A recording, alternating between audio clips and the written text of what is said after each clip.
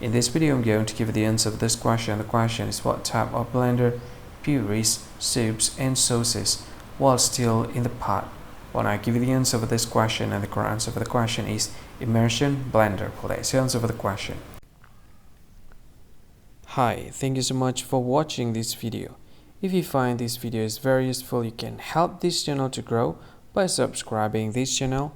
Click this subscribe button and don't forget to like this video. And if you find this video is not really good, or you don't really like this video, or you kind of feel that it's a little bit offensive or something like that, you can click this one, dislike button. You can do that anyway. And if you want to share this video with your friend, you can share it by clicking this share button, and you can share it to any social media that you wish that is currently available at this time, like Facebook, Twitter, LinkedIn, and many others. Right?